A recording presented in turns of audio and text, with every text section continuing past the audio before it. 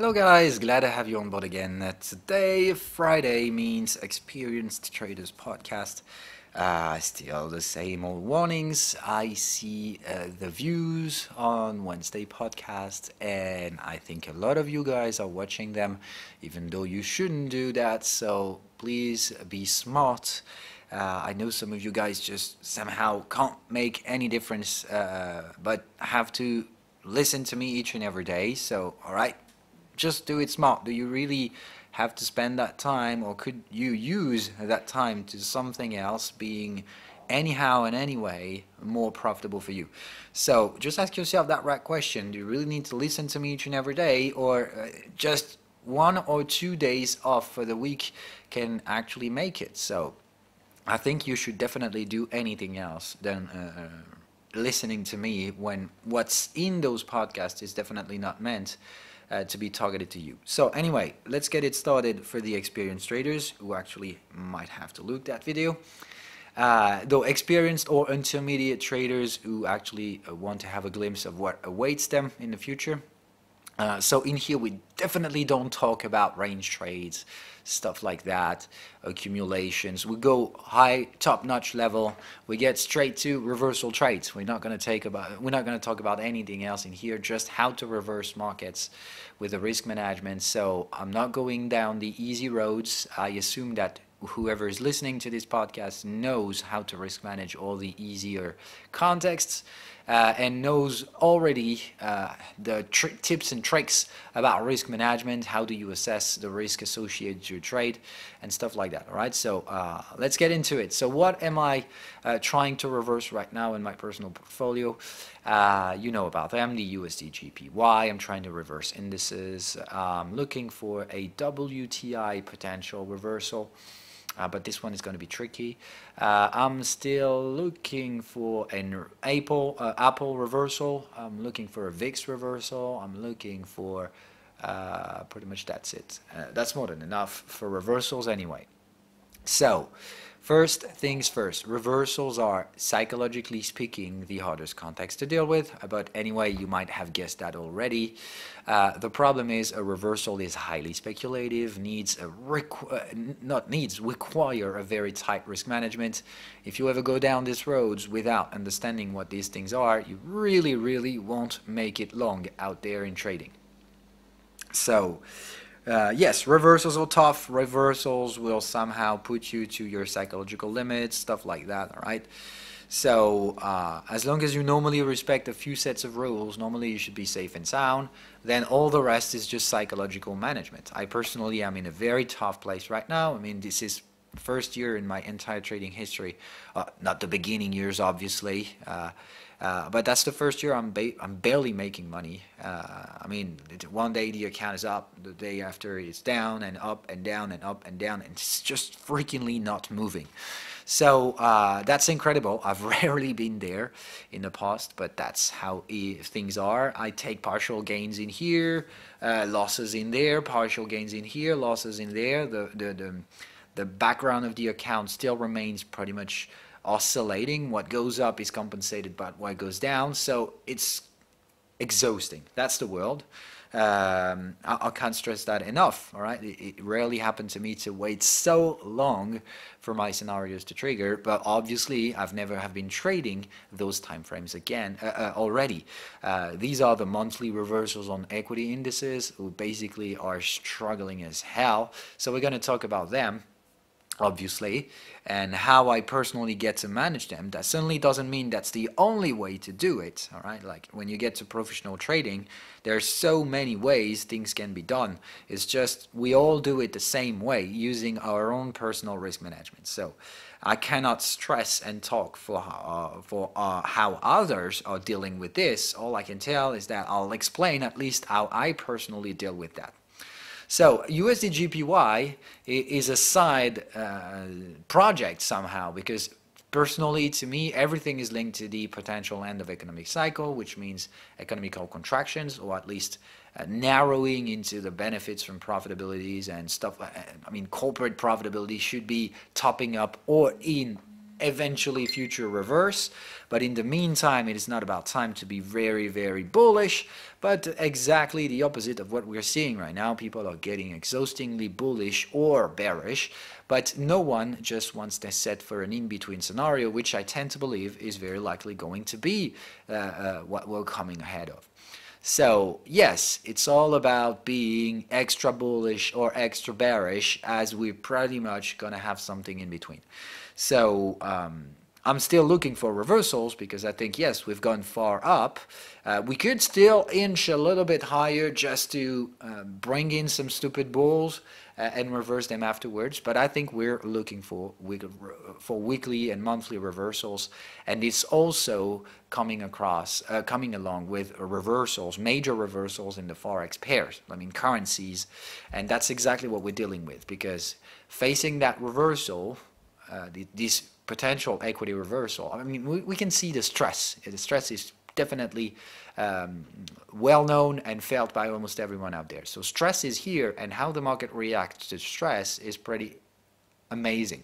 Because first of all, I never ever traded a market top, a cyclical reversal, so I'm dealing with unexperienced territory on my personal trading status in here. Though my same old trading rules are working out there, it's just it takes way longer than the shorter time frames to get to process them. I mean, dealing with monthly reversals can take a significant amount of months, and holding a month is just I mean, having a trade open for months, that can be significantly impactful regarding the psychological management of trading. So I'm having myself ahead of a lot of troubles recently because I've never faced such long time frames for trades.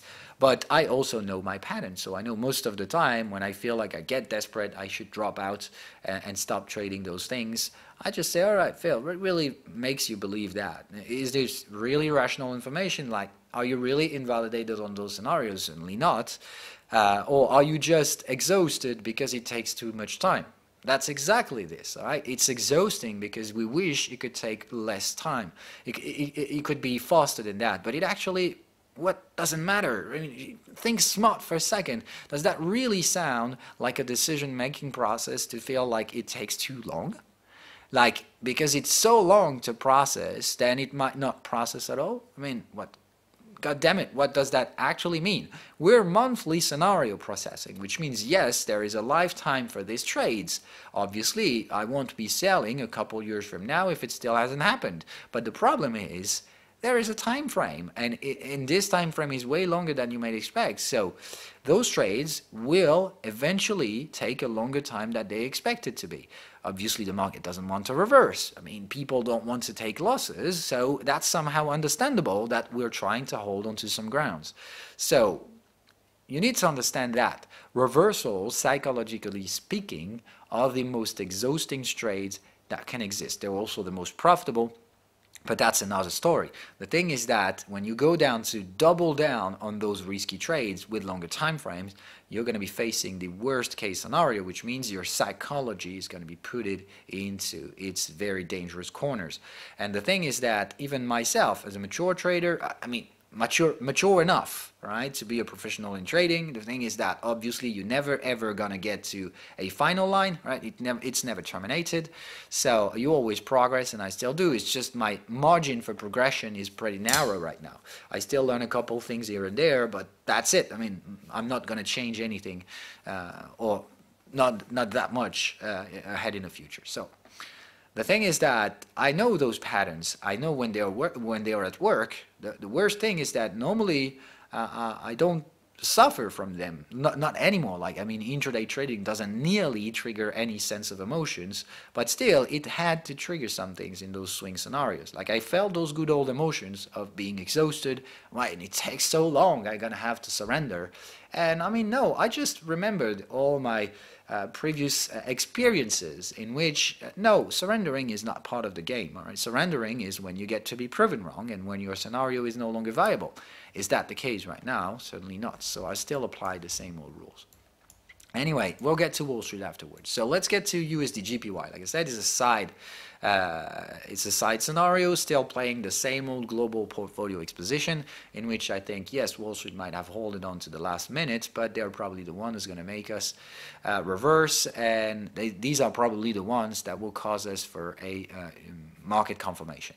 So in the meantime, I think it might have to be suffering through the dollar, and that might rise some risky pairs in the meantime. Rising yen, falling dollar. So USD/JPY is probably the head of my scenario. So this is the area I've been speculating upon all year long. So this was my reversal area. As you can see, I'm pretty much well done in here so far. Though I might have somehow, I don't like to call that a failure, because I don't nearly think it's a failure. It's just a timing error regarding Wall Street, in which I totally failed this year's timing in Wall Street. But if you remember, this same timing just coincided perfectly with the USD/JPY reversal. So this is something you guys, experienced traders, should be able to deal with. All right, correlations is one another thing you might have to look at. All right, if you remember, when is the time I started to sell Wall Street? It's there. Like there and there. This is the time I started selling Wall Street, started selling USD/JPY. And as you can see, something is doing significantly different in terms of cycles, all right? Just like last year, I've done the pretty much same thing. I've been selling USD/JPY in here, in those areas, all right? Just as I started selling Wall Street in here, and Wall Street decided to, somehow not do it. Like they decided, we're going to do it differently, all right? We're going to do it our own way. We're stronger than you think, all right? Though just anytime the market has been doing this, as you can see, it always returned to the mean. So what really bothers me in here is that I think we're going back to those areas. Like these ones, we've already made somehow this little pullback in here, but just look how weird the difference is between the two assets. And as you can figure them out, all right, I can clearly see this, all right, in terms of correlation. This is USD/JPY supports, triple bottom, and you can be damn, I'm not sure, because nothing is ever certain in trading, but I think what we're dealing with in here is an indicator signaling in here, which is we're likely going to be a market accumulation system in here, all right? That's what we're dealing with. We're coming from context to a trend channel in here. We have not yet bearish, early bearish trending signal, but I think there might be along the way. So I'm just waiting for the best case scenario would be a bearish pattern in the momentum showing up in the near future, right? And that signal will probably push us back toward this same level, right? Like triple bottom about to be broken down, because I still tend to believe that even if people don't like that, the direction is more likely something like that prior to a breakout. That will be, I think, the moment Wall Street will significantly lose every ground. But now just assess what it looks like in terms of correlation regarding Wall Street. All right, Wall Street's been dipping a toe in here, so which means those bottoms in Wall Street are making this structure. All right, so let's just zoom it out as well. All right, so in Wall Street, this trend line is this one, all right, which means when we'll break this one down, we're going to have to break this trend line to the downside as well. And that is where huge problems are down the corner, I think, for Wall Street. Because, yes, so many people tend to believe, all right, if the USD/JPY just goes there, we can handle that. I don't think Wall Street valuations can handle that. If Wall Street, or if USD/JPY is going there, people will figure out that this support is at risk and that it will very likely dampen. In which I think that what's surrounding us in that same scenario is dipping a toe in that territory, trying to pull back, and if we go there, surrendering and going instantly toward the bottom area, probably dipping a toe below, not necessarily falling like shit, but going below those areas and just on a panic selling trade, all right? So this is what I think is in motion right now, the link between USD/JPY and US indices. So a lot of people tend to believe, no worries, we're gonna find a way out of this. There's no problem, and that is also possible. All right. Remember that there's also the bright side scenario in which we can say, all right, recently we've got like this trend line. We can go and get to deal with, like we could just try to go in here. Sorry about that, damn it. We could just try to go in here, and in that perspective, Wall Street would make its high, and we'll get to test this trend line, for example, something like that. A lot of people tend to believe that's the forthcoming future. I would say, okay, that's a possibility. That certainly doesn't mean that this has to happen. But a lot of people just want to bet on the bright side. And like I said, betting on the previous side might be the smartest choice to make when there is a trend. We certainly are out of trends right now in Wall Street. We're in ranges, so I mean, people being extra bullish right now, I think, are making the same old stupid mistakes as people being extra bearish after a crash. Like, the crash is terminated, the valuations will probably and very likely recover, but people still tend to believe that the crash will have repercussions and replicate. Like, somehow, 2011 Eurozone problems, some people were thinking, all right, maybe the 2008 crash was just the beginning of something even bigger, like the Big Depression. Like, people were so bearish back in those days, and let's be honest, me included, it was irrationally stupid. I was a perma-bearish at that time, but I don't think right now is a timing for perma-bearish. I think right now is more likely a time for balanced assessment of the economy and market pricing. But people want to be radicalized any fucking way. You have to be extra bullish or extra bearish. That's the worst thing to do in both cases. I think it's all about balancing informations right now, ranging, all right? And as we're trading the top area of the range, it's not about time to be bullish. I think it's absolutely stupid to forecast the market will accelerate just because of how candles look like. That's exactly what we're facing right now. So out of USD/JPY, like I said, I'm looking for this accumulation trade, though I'm searching for a reversal in here. Now, how do you deal with those reversals? When you know something, you're looking for some price reaction in those areas. How you can deal with that is either waiting for a signal in there or go to the lowest time frame. In any way, you have to trade with context. So in here, the daily accumulation must not be dealt with anywhere else than 4-hour context. We had a signal in here, right? It was a good signal. I mean, at least it was respecting the strategy. You had the technical area, you had the signals, but I mean, those signals are just overloaded momentum. And just like it reacts right now, all right, we've been spending significant amount of candles going pretty much sideways, very low retracing areas. And so far, we've been spending almost an entire weekly cycle, an entire daily cycle. Right? What you see in here is the daily sine wave. The entire daily sine wave just going out to nowhere. So we might very likely going to have another price appreciation, and I think price trying to overload the resistant context, like getting in here, and I think this is where the interesting selling area will be. So this signal is fine, right? Reason why I took a little bit of USD/JPY anyway, but just a very little bit, because I think we can very well try to dip slightly higher. What's going to lead us there? I goddamn don't know. Are we even going to go there? That's another area of uncertainty. So that's how you must think. A lot of people tend to believe, we'll go there, so I'm not selling. That's definitely not how I see things. People tend to believe, yes, that's inevitable. We don't want to go lower, so we'll obviously go higher. Just because people tend to believe that what happened in the past will replicate anyway, the trend behaviors in the markets. That's as stupid as it is. Remember that the market is supposed not to have any memory. But people, some way, can't just force them out of this. They want to replicate what happened anyway. The trend is your frame behavior. Like, yes, all right, it might look like the market is early trending right now in a 4-hour context. Now have a look at the daily. Yeah, it's trending, but to the downside. So trending is a very abstractive context that people tend to hang on to when they don't know what the hell is happening. Most of the time, those who rely to trend trades are the ones who lack of confidence, those who want to control markets, and as they fear and as they face uncertainty and chaos, they just hang on to trends to somehow justify their decision-making processes.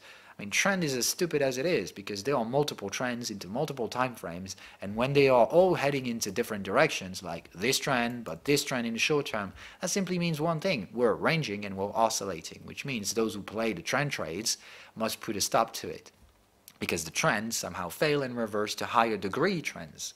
So it's a complex area to deal with in here. Can we inch a little bit higher? Yes, we can, obviously, but do we have to break that resistance? We can very well just resist below that level and not go in any way further.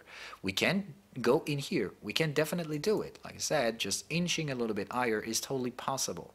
But does that mean the overall scenario, the one I'm dealing with, that leads us to go back there and break this down, No, I think even trying to inch higher on this resistance simply doesn't change anything to me. It just brings me a better risk management. All right, so that's how you risk manage reversals. We'll look at for potential areas. When those areas triggers, look at the signals they trigger and deal with them accordingly. Right here, right now, I'm lacking of bearish momentum.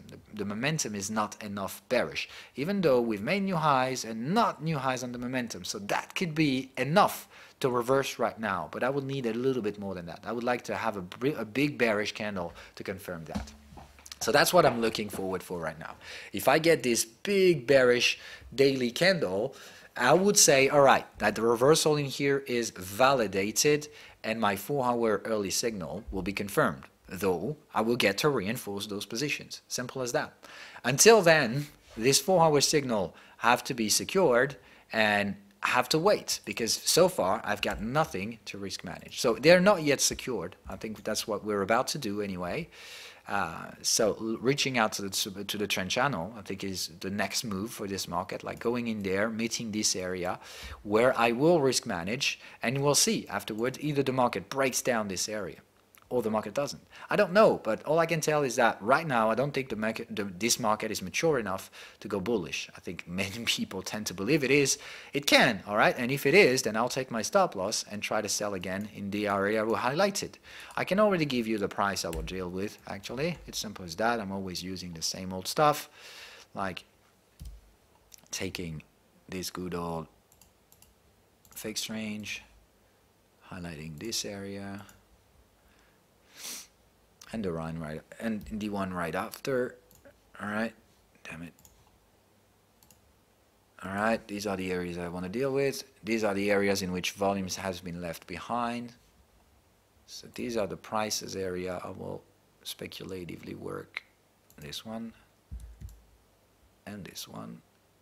All right, this is for anticipative trading, which means these are the prices, the price area, not the perfect prices, but that means when we reach out to this area, I'm going to have a look at shorter time frame aggressive trades, right? Very likely going to be 1-hour trades in these areas. So either we go straight ahead for those prices out of the current price momentum, right? And we say this was enough of a consolidation.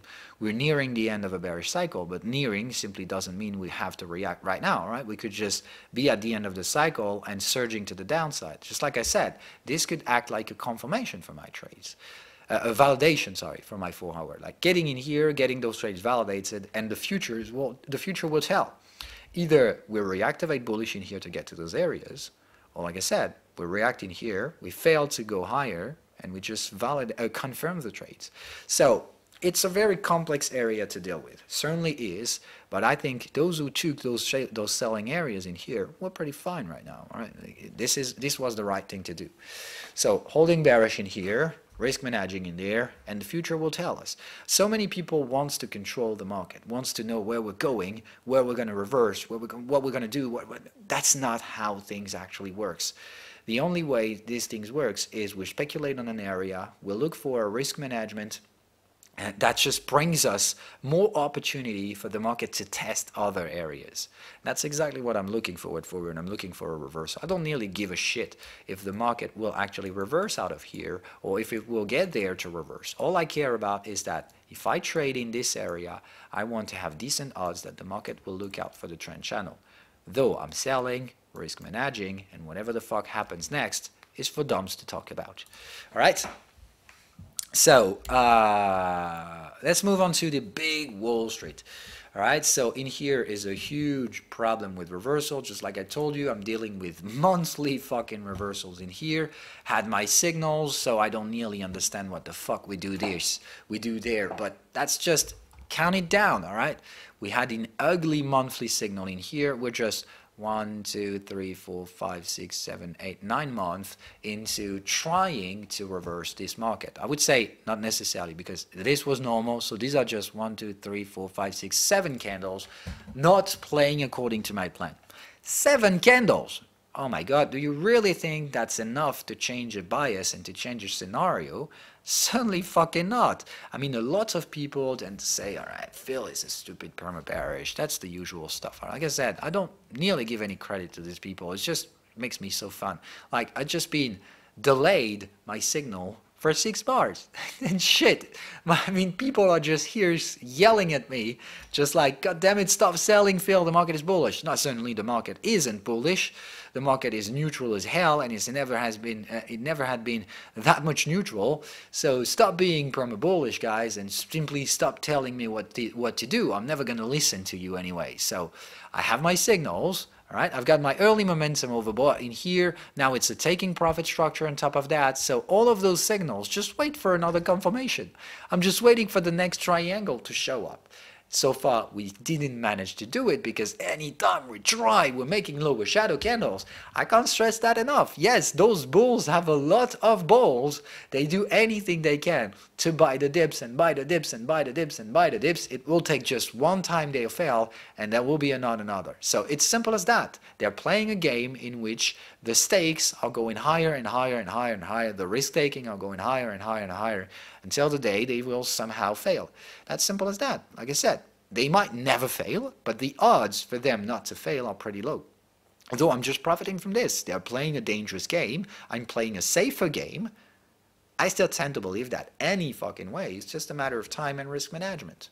If I risk manage and they don't, sooner or later they'll end up being proven wrong, and I'll be right this day. And all that matters is that if they even prove me wrong multiple times in the past, I lost less than the gains I'll make, because they will probably be on the opposite direction. They'll make shit tons of gains, but they'll lose them all the day they'll be proven wrong. That's certainly not how things must be done.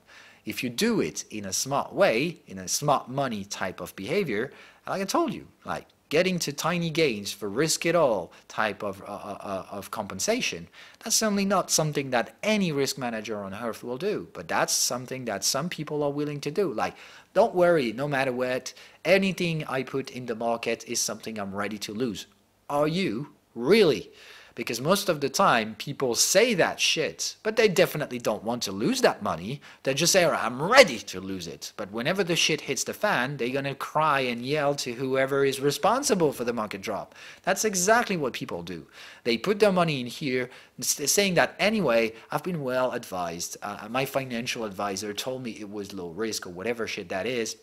And if the shit hits the fan, then you're going to yell to the financial advisor, or you're going to yell at the market, or yell at the Fed, or yell at whoever the fuck you think is responsible. The only person responsible in here is probably you, because what you did in here is certainly nothing close to investing or trading. You just got in here to gamble, and you just been listening to whoever the fuck was stupid enough to lie to you, and you just believed it because you wanted to believe. That's what really happens most of the time with stock market investment. People just get irrationally driven to stupid decision making just because of their own dreams of getting richer and whatever. Market, yes, can make a lot of people richer, but it also ends up that if you do it with a very bad timing, it will very likely make you poorer.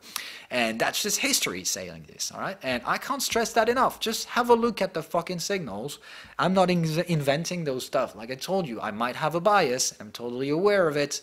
I definitely don't like people like Trump, and I have a problem with those guys. But anyway, just do I invent that? No, I don't. We do have a lot of bearish pressures in the market right now. Still, people want to be extremely bullish because of it. They think there are too much bearishness. I mean, that's just, I can't stress that enough right now. The stunniest thing I've been coming across recently is when I see like a debate in CNBC or whatever financial network, they generally put a bullish guy and a bearish guy. Now, have a look at those guys. They're so extremely different that this just makes me laugh out loud anytime I see this. We're all about radicalizing people. You can't be anything but perma-bearish or perma-bullish right now. Like, it's either, no, the guys are really extremely bearish right now, so therefore I'm extremely bullish. I mean, fucking how stupid that is, but that's really some of the bulls guys' way of thinking. They say, all right, people are extremely bearish right now, though I'm extremely bullish, because anytime it happened in history, we generally had the surge of a very strong bullish market. I mean, god damn it. Yes, it might have happened a few times in the past. Until you really can behave that way just because of it? No, you can't. Sorry. So anyway, moving on. So in here, it's just a matter of time, all right? In those reversals, the trickiest part to deal with is patience. Or the lack of patience, the impatience biases. and the fear for uncertainty. Because as it takes a long time, like I said, actually make it rational. It's just a fucking 6 bars delay, which is literally nothing. It's absolutely nothing. Now just take it out of an entire movement. All right, that's another way you can understand what really is at stake in here, and how stupid people can be when they make it radical decision out of this. All right, just take that. No, that's not what I wanted. Sorry. Let's go, yeah, extended corrective wave. That's what I would like to deal with. No, not this way.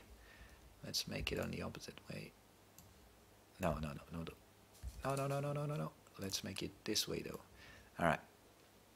So, in that perspective, all right, let's just take the latest major swing, all right? And we could eventually go entire economic cycle. That would be funnier, all right? So let's go really what I think is the rational market top we should have gone to, and what we're actually dealing with. We're not even 5% higher.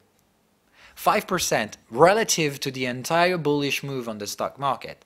And people tend to believe that as we gone there, we gave a strong long-term bullish signal. I mean, did we? Like, it's just a 5% move relative to the entire stock market move over the course of these economic cycles, of this current economic cycle. And people tend to believe, all right, we've got too much bears as we're just hitting a resistance. But hitting resistances are just normal. That doesn't mean we're not going to cross them in the future. I still tend to believe the market will go higher than what we're currently dealing with right now. But when and where will we go in between is the actual tradable question. Because a lot of people tend to believe, all right, even if the market goes down, it will obviously go up afterwards. So you can buy safe. I mean, yes, but if the market dips 50% in between, maybe you would like to buy this 50% discount instead, don't you think? It's just like buying right before the Black Friday. That would be just as stupid as hell. So yes, if you absolutely want this beautiful coat, then just buy it, all right? But if you know that there is going to be the Black Friday 1 week from now, why don't you just wait for it? I mean, it might still be at the same price, because that doesn't mean you'll have the discount on this coat, all right? Or that certainly doesn't even mean the discount will worth it, because most of the time they just double up the price one day before to just give you a 50% discount, which actually makes it the same price it was 1 week ago. So you might not make really good deals with those Black Friday, but why don't you just wait? That's what I can't understand right now. The bulls just suffer a very dangerous bias, which is biased by impatience. They think that as the market is not moving bullish enough, not moving bearish enough either, that means they can only go one way, more bullish. They're definitely wrong in here. They're lacking of patience, and that's an impatience bias.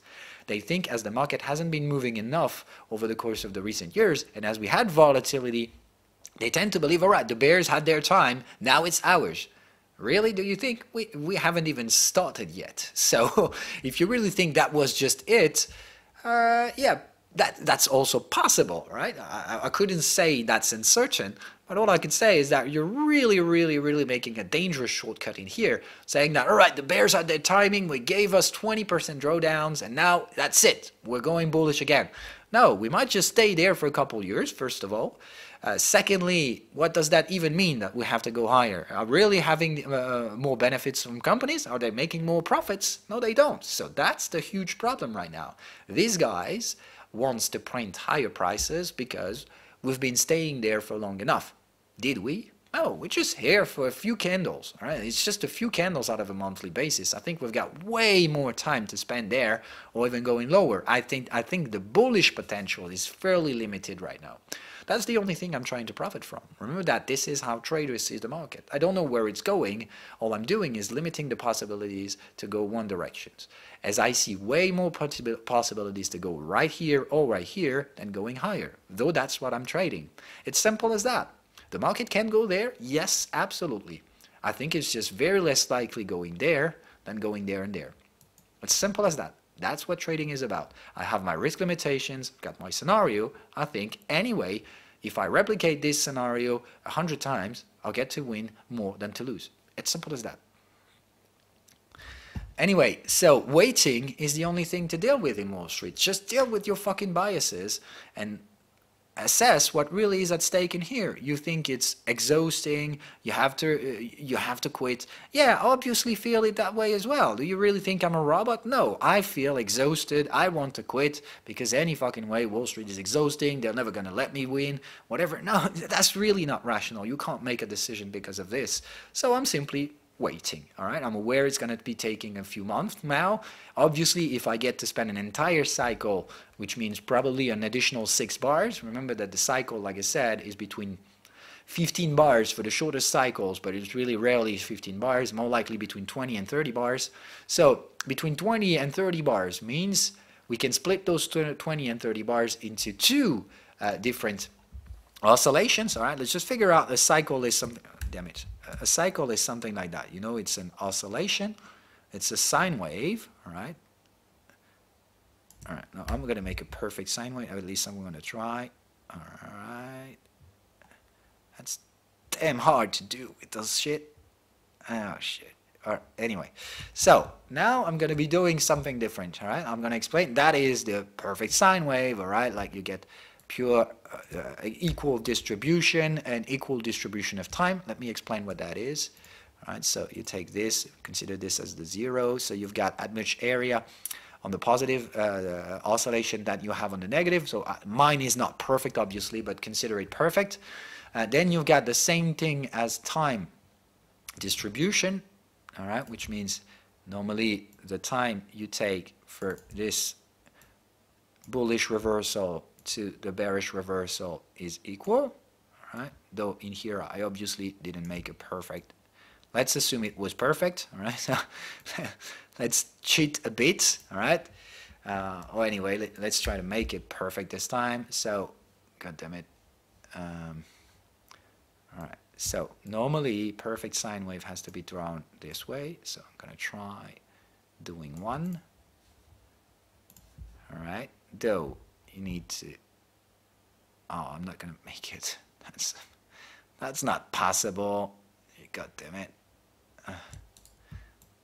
Yeah, because I just can't start a line out of nowhere. I'm just going to have to try to. Am I going to make it? Oh, I'll try. So, all right. I should be passing by this area. All right. Then going to reverse in here. All right. Damn it. Well, no, that's not perfect. All right, but figuring out that way. Now I'm going to change color. I'm going to go for a red, a bullish. All right. So in a bullish market, the actual cycle will most likely behave this way. All right. They'll go way, way, way, way longer. They'll get to reverse in here.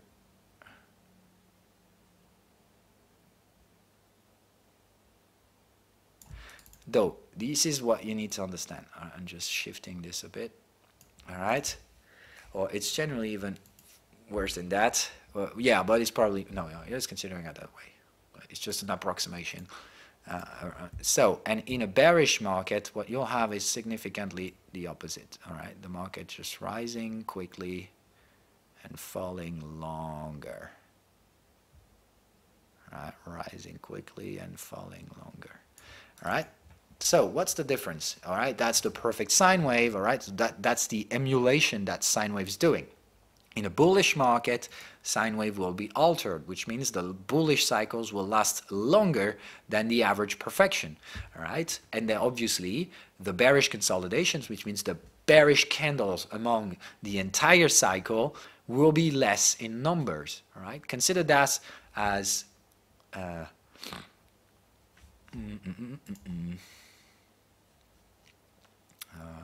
yeah, let's just copy this cycle, right? This is a bullish cycle. That's exactly what I'm telling about. Count down how many bullish candles we've got versus the bearish candles. That's exactly it. Way more bullish candles than the bearish ones. We spend much more time rising than selling.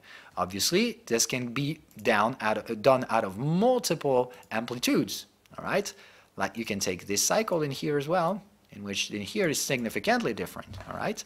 We spent much more time rising, but the bearish times were significantly deeper, which means they managed to erase all the bullish prices, all right? Exactly what we're dealing with right now.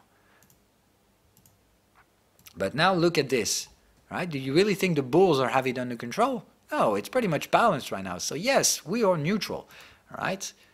And the thing we're having right now is just out of a big major cycle, which means this cycle in here, which I tend to believe, and I can't stress that enough, I'm not inventing these things. I'm not the one who created the sine wave oscillator signals and stuff like that. Cyclical analysis of the markets just says in here we might have terminated a bullish cycle after breaking the previous cycle in here, extending it, but right now the party's over. We're very likely going to go to the opposite reversal area to find some support. So that's what cyclical analysis suppose. Like I said, supposing doesn't nearly mean it's going to happen. It's just that's a profitable patterns. Most of the time, this will happen. But as we're still in a bullish trending market, and I tend to believe this bullish market is not over, I think we're going to consolidate and go higher. And like I said, we're not going to go panic, end of the world and stuff like that, even though people will say it will. I doubt it, sincerely. All right? That means, what is this just 6 to 7 candles extensions?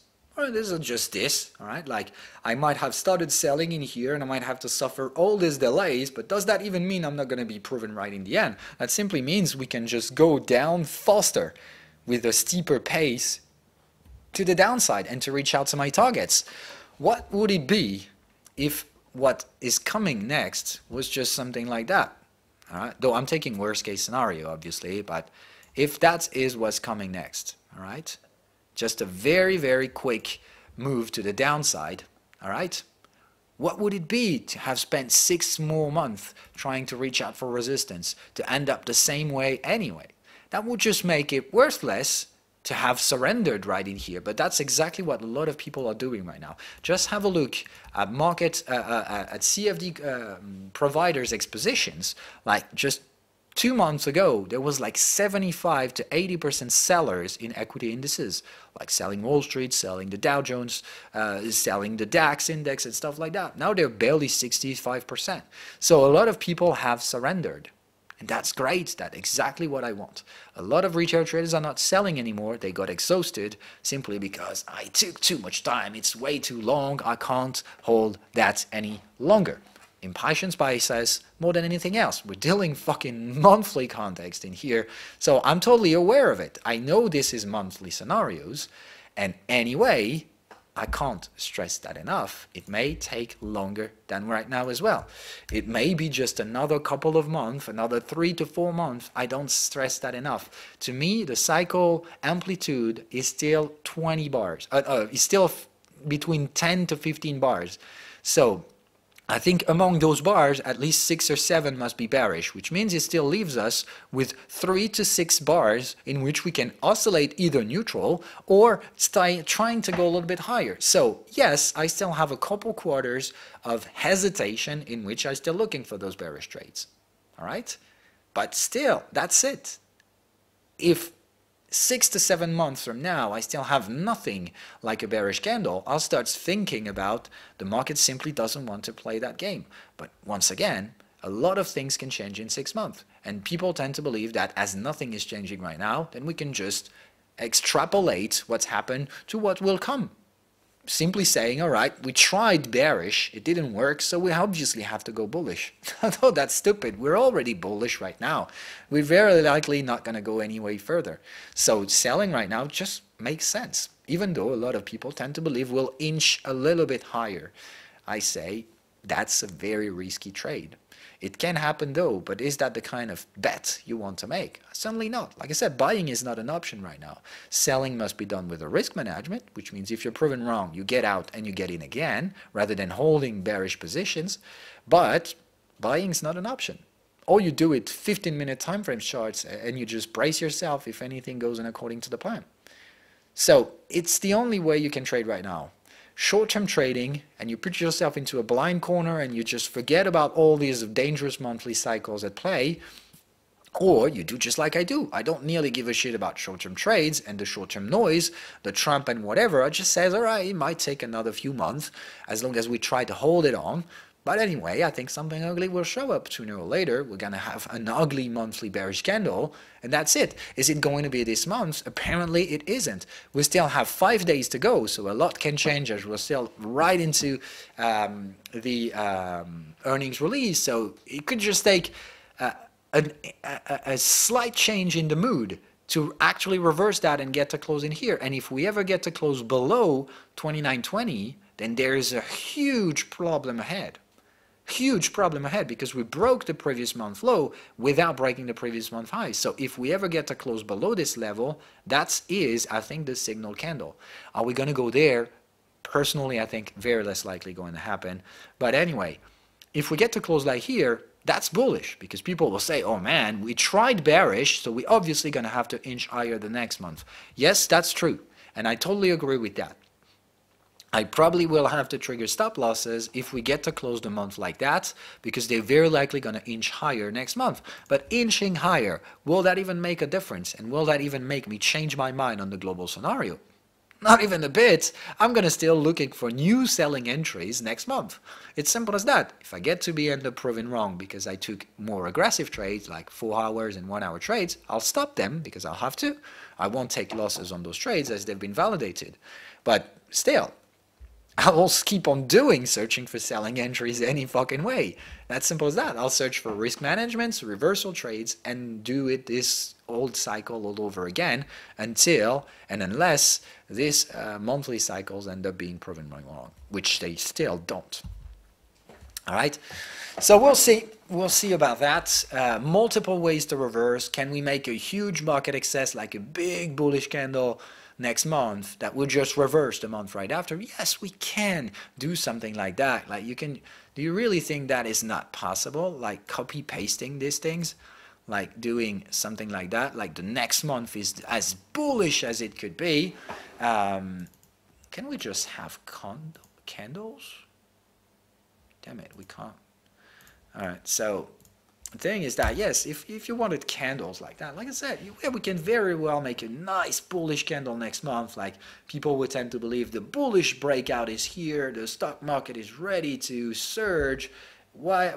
Well, if the next month is just a copy-paste of this, we'll erase that and get to the target in just a couple months. So, like I said, volatility is what's at play right now. Can we have a little surge to historical high early next month if we can hold the valuations in here that month?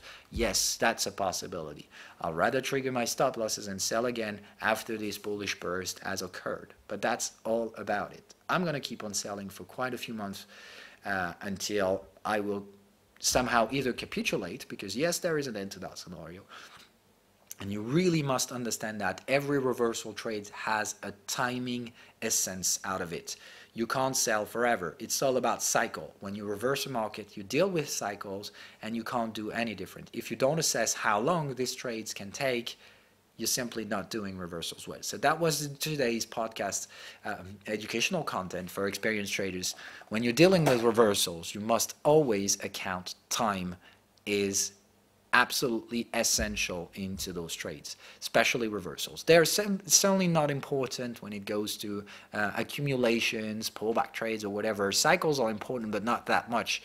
They're important, yes, but when they are really extremely important, especially for reversals. You have to understand how cyclical activity works if you want to be a profitable reversal trader. At least if you want to decently reduce the risks of reversal trades. All right?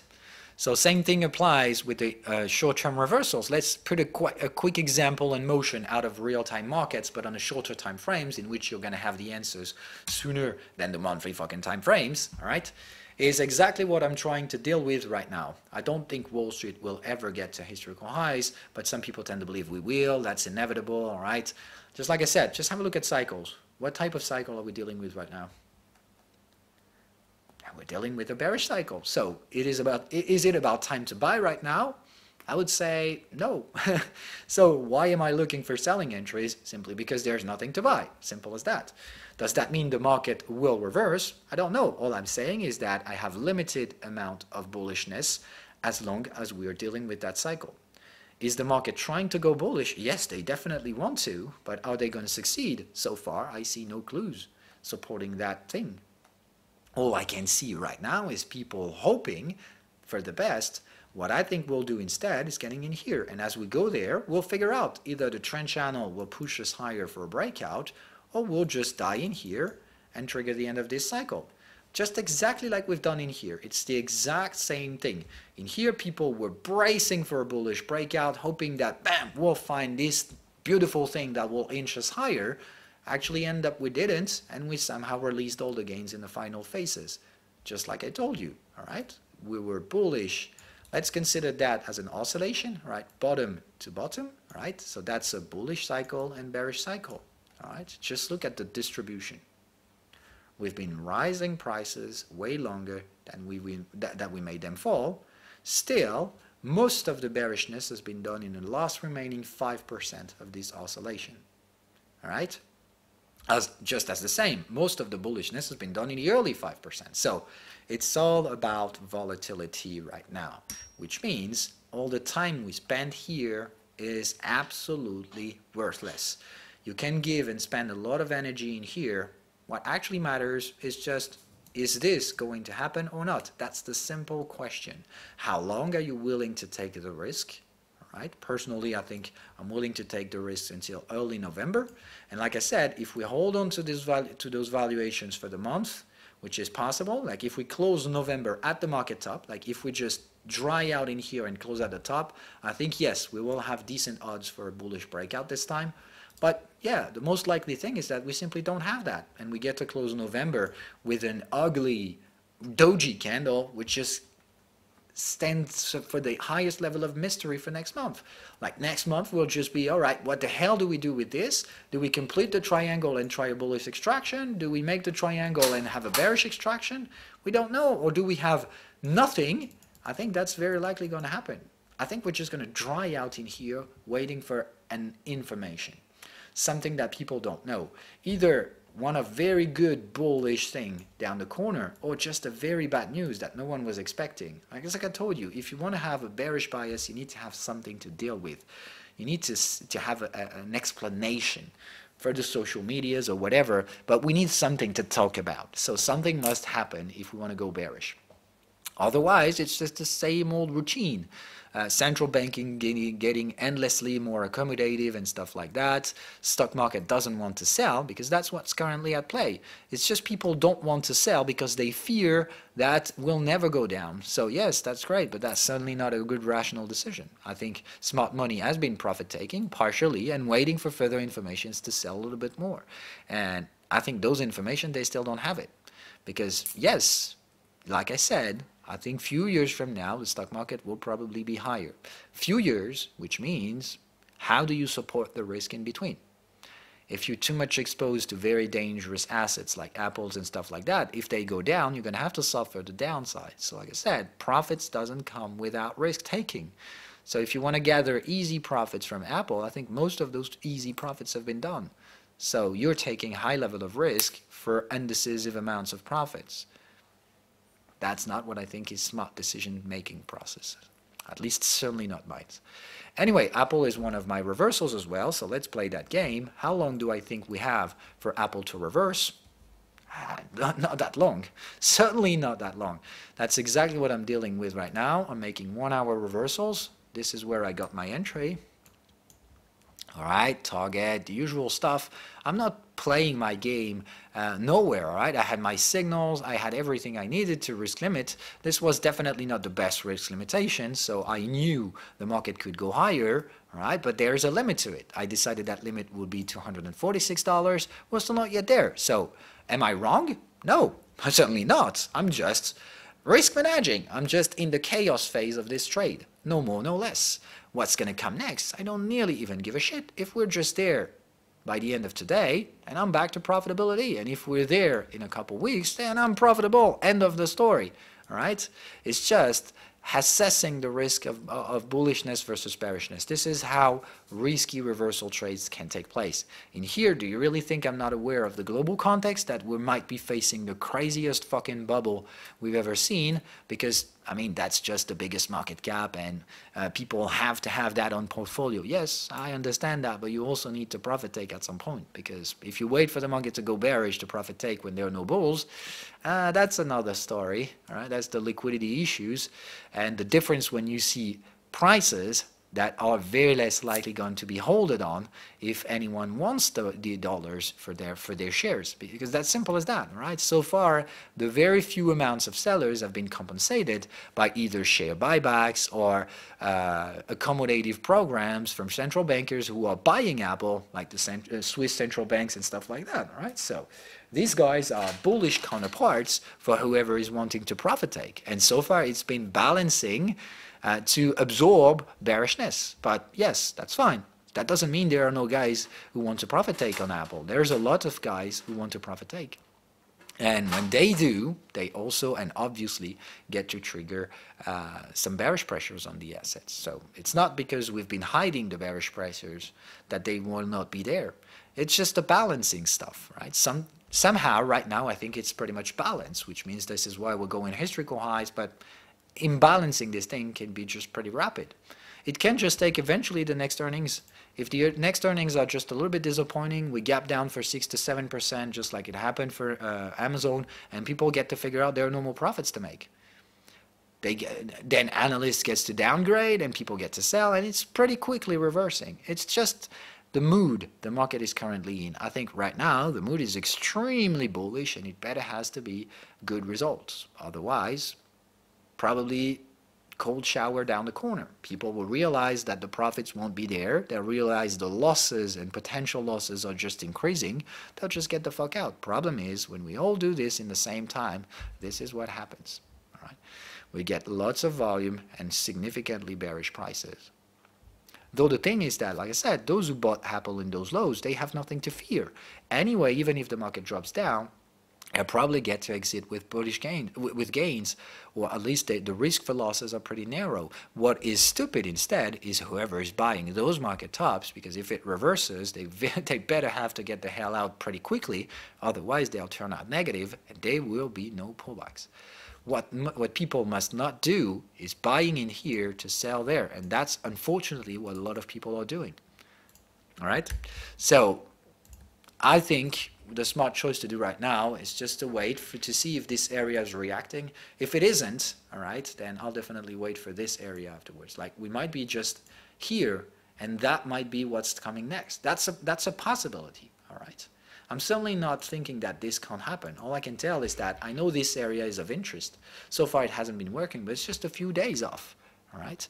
I'm definitely in my reversal area. I've got my signals, I've got my cycles, so yeah, I'm selling. And I'm just hoping right now for the momentum and prices to move according to the cycle. If they're not, then I'm just wrong, and that happens, all right? Anyway, so lifetime on trading reversals is definitely something you need to be assessing.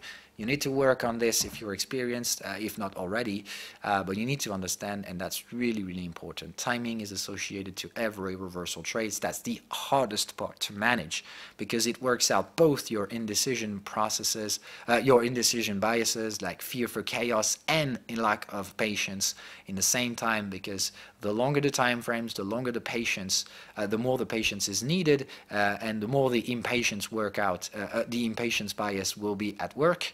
Just as uncertainty biases may be very dangerous because it may take multiple candles to validate, and those multiple candles may generally look like they will invalidate you, as in reality they just don't. Just like, all right, look at this, all right, the bearish cycle started in here. We just try to rise a little bit higher. So if you were just looking at the market back in those days this way, all right, you would have said, all right, I took a bearish entry in here, for example. That's a speculation. I don't say I did, all right? I just say, just imagine I took a bearish entry in here. When you look at this, you're probably going to think, oh my God, I'm out of context. This market is breaking up, whatever, all right? And this is what happens afterwards. All right? It suddenly didn't break up, all right? So it's just don't have a look at the market as the instantaneous way it is. We're always forecasting. If you were selling in here, you had so many opportunities to get the hell out without losses. So getting in here to just buy yourself out at the market top, how stupid that is. So what are the odds right now for Apple to surge? They're pretty limited. A lot of people tend to believe that we cannot go anywhere but just higher. I tend to say they're just stupid.